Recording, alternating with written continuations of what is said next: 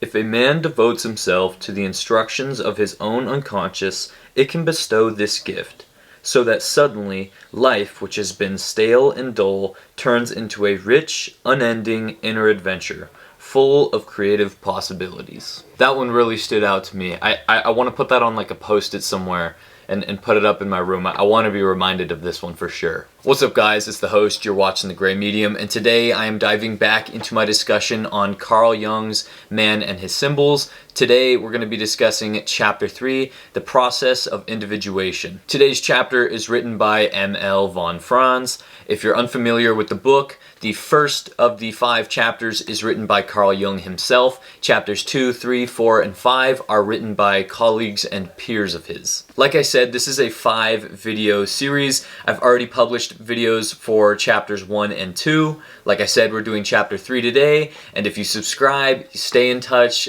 keep in the loop, because I will be making videos for chapters 4 and 5 as well. So if you're new to The Gray Medium, this is the channel where I focus on finding the balance between black and white, or in my case, mind and body. Today we're diving into the depths of our mind and the depths of our unconscious with Carl Jung's Man and His Symbols.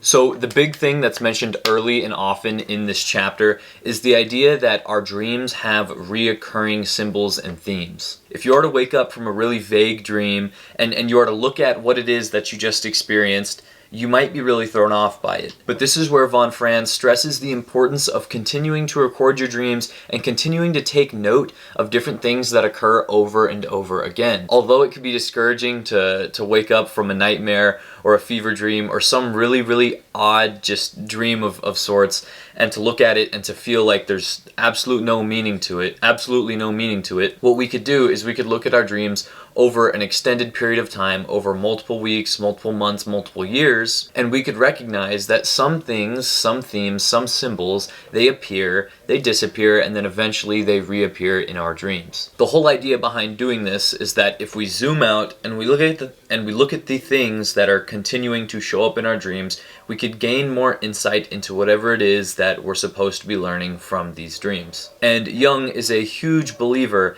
that every dream in one form or another is meaningful. Every dream in one way or another has some sort of value to it that it's trying to bring to the dreamer. If that doesn't make any sense, let's go ahead and hear it from von Franz herself here on page 163. The text reads, "Thus, our dream life creates a meandering pattern in which individual strands or tendencies become visible, then vanish, then return again. If one watches this meandering design over a long period of time, one can observe a sort of hidden regulating or directing tendency at work, creating a slow, imperceptible process of psychic growth, the process of individuation." So following the theme that this book has gotten at throughout the first 2 chapters, the whole idea behind better understanding our unconscious is better understanding our whole self, better understanding our psyche as a whole. So in this chapter, after talking about this netting of sorts, this combination of different symbols and dream imagery that appear, disappear, and reappear, von Franz makes it a point to differentiate between the self and the ego. Obviously, the self is representative of your entire psyche. Meanwhile, the ego is simply representative of the conscious aspects of your psyche that might be blocking you off from recognizing the entirety of your psyche. So the chapter's title, The Process of Individuation, is representative of a sort of growth, a sort of maturing, and a sort of coming to age that comes along with better understanding your full self. There was an interesting analogy that started here on page 167 that spills over onto page 168 that I really liked. The analogy is that of a seed that's planted in some soil. This seed is planted in the soil. Let's say my finger is this seed, and then there's actually a rock that's right above this seed in the soil. Now, in this seed's attempt to grow upward and to eventually sprout up out of the dirt, it has to grow to the left or to the right around the rock. See, the seed doesn't try to grow through the rock simply because it can't happen. The seed has to go to the left or the right in order to go around the rock in order to reach the surface of the dirt. And I think that this is a good analogy. A lot of the times we kind of slam our heads into a brick wall, metaphorically speaking, trying and retrying to do something that isn't working. In order to grow, in order to ascend, in order to go through this process of individuation, you have to be willing to flow with the path of least resistance. I feel like a lot of growth doesn't happen simply because people are too hard-headed or too egotistical to embrace it. And I think that's really what von Franz is getting at here. So, in the process of trying to understand dream imagery or trying to fully unlock the entirety of your psyche, it should really feel like you're following the path of least resistance. And while I was reading, I wrote on a little post-it that I stuck in this page here, something that I think words this really well. My post-it reads, "In order to achieve/pursue individuation, we must enter a sort of flow state, a sense of ego death, surrendering control to the path of least resistance that keeps leading to upward growth. Keep growing, keep going, spiral out, ascend." Obviously, taking the time to read books like this and to try to, actively dig through the depths of your mind to really understand yourself better can really be glanced over, especially in today's day and age where, we're all grinding 9 to 5, going to work, going to school, trying to make sure our bills are paid. I think, though, that there's a really important quote here on page 171 that stresses the importance of taking the time to stop looking outward and to start looking inward every now and then. Von Franz writes, "If I travel in a car or train without looking out, it is only the stops, starts, and sudden turns that make me realize I am moving at all." I like this train/car analogy.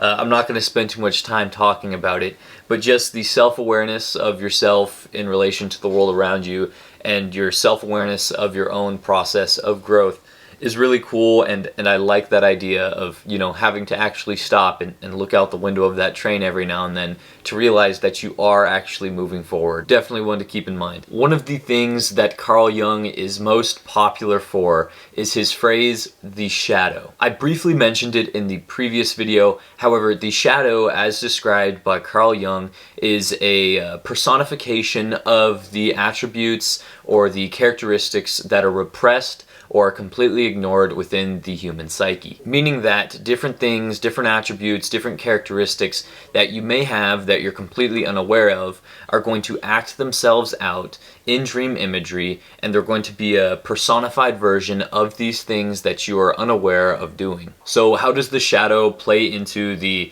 self and the ego and the process of individuation? Well, there's a good example here on page 165 that states, "If, for example, I have an artistic talent of which my ego is not conscious, nothing will happen to it. The gift may as well be non-existent.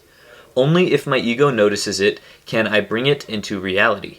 The inborn but hidden totality of the psyche is not the same thing as a wholeness that is fully realized and lived." So if you haven't got the gist of it yet, essentially you have to take the initiative to stop and to really look inward and to evaluate things like dream imagery in order to grab a better grasp at the things that your unconscious mind wants you to know. As a result, you could really understand yourself better, complete your whole psyche, and move forward in life with a greater appreciation for your life and for the world around you. A good dream example from the text is the example of a shy, introverted man who falls asleep and he essentially dreams that he runs into someone he went to elementary school with. In the dream, at least, he's somewhat familiar and feels kind of safe talking to this guy, because this guy walks up to him and is like, "Oh, hey, great to see you, man. We went to elementary school together. Don't you remember me?" Obviously, the guy couldn't attribute this face that he saw and this man that he saw in his dream to someone that he actually went to elementary school with in real life. And that's simply because this character in his dream wasn't a real person. This wasn't someone that he actually knew in his waking life. But this character that he met in his dream was a personification and a representation of childlike attributes that he left behind and that he grew out of. As a kid, he was outgoing and happy and extroverted, and he really loved and enjoyed going to school. As he grew up, he grew bitter, introverted, stale, and really quiet and, to himself, very timid. So him running across this friend that he supposedly went to elementary school with was really just representative of his unconscious mind telling him, hey, look, here's all these great attributes that you used to have, that used to make you such a happier person, that you left behind, so we're going to try to present them to you again, so that hopefully you'll realize that you used to live life a completely different way. You used to have a happier, more optimistic outlook on things. Let's restore these attributes and start being happier again. And this is a great example because it shows us the positive side of the shadow. But that's not to say that the shadow doesn't also have a negative side. The text goes on to explain that this shadow is quite literally a double-edged sword that when accepted and heard out and valued can be a great tool that we could use to better ourselves. But when repressed, ignored, and set aside, it can be an absolute weapon that could wreak havoc in our psyche. The quote provided here on page 182 explains this really well. The text reads, "Whether the shadow becomes our friend or enemy depends largely upon ourselves. The shadow is not necessarily always an opponent. In fact, he is exactly like any human being with whom one has to get along, sometimes by giving in, sometimes by resisting, sometimes by giving love, whatever the situation requires. The shadow becomes hostile only when he is ignored or misunderstood." The next really big concept of this chapter is the concept of the Animus and the Anima. Essentially, the Animus is a male counterpart found in the mind of females. This Animus is representative of the repressed or ignored masculine characteristics that women may be ignoring or pushing off to the side and acting like aren't there. Similarly, the Anima for the man is the repressed feminine attributes and characteristics that they are ignoring and not realizing are there.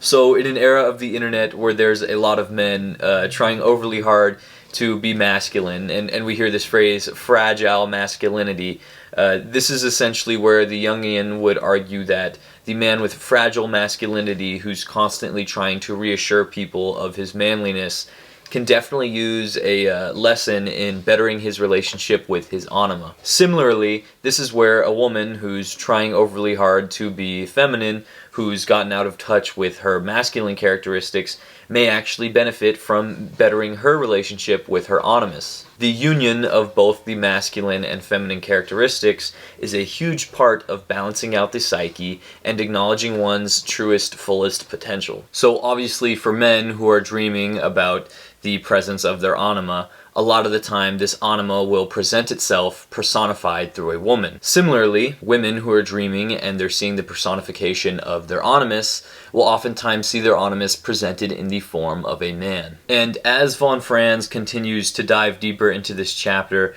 we start to recognize her reasoning behind why we should listen to our unconscious and why any of this is even worth pursuing in the first place. She mentions examples of times where we instinctively do things for our own good that we really don't even give much thought to. And her claim is essentially that our unconscious mind can clue us in on certain things that are ahead of us in our waking lives. And she explains this in a little bit better depth here on the bottom of page 220. In ways that are still completely beyond our comprehension, our unconscious is similarly attuned to our surroundings, to our group, to society in general, and, beyond these, to the space-time continuum and the whole of nature. This quote then continues on to page 221 as it explains, Jung discovered that dreams can also give civilized man the guidance he needs in finding his way through the problems of both his inner and his outer life. Indeed, many of our dreams are concerned with details of our outer life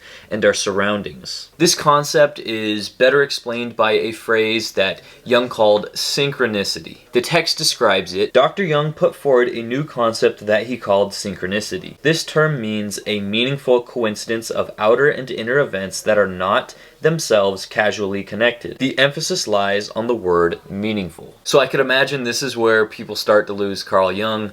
Obviously, I'm not saying this book is facts or anything, it's just fun to read, and a big part of that is because of this huge claim that Carl Jung is making here with this concept of synchronicity. Essentially, he's claiming that your mind, your unconscious mind, has the ability to foresee things that are in your path during your waking life. And von Franz, throughout the rest of this chapter, starts to unpack and explain what it takes in order to better listen to your unconscious. How to tune your radio of sorts to the wavelength that is going to be able to receive these dream imagery, symbols, and different translations of bits of information that are coming from your unconscious mind. The main example that jumped off the page to me was the example of someone who had plans with their friends for that weekend. Unfortunately, they had a dream, and in their dream, they were urged to cancel their plans with their friends, stay home, and to do some creative work. The text doesn't go on to explain what happens after this, but I can imagine that there could have been somewhere in that dream some dream imagery or a symbol of sorts that really motivated this person to decide to follow their creative work and to stay home that weekend. And hopefully this person, through their work, made some really big discovery or had some great accomplishment.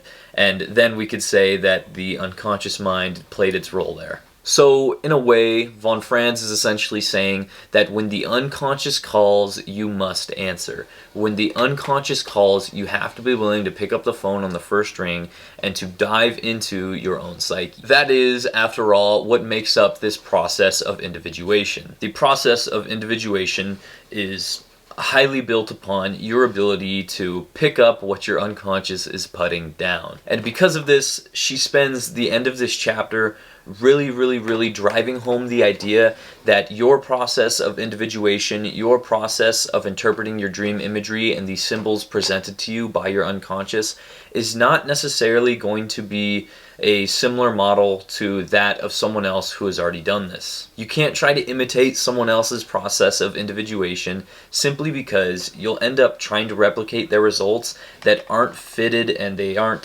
specialized towards you and your individual life experience. Everyone's walk is different.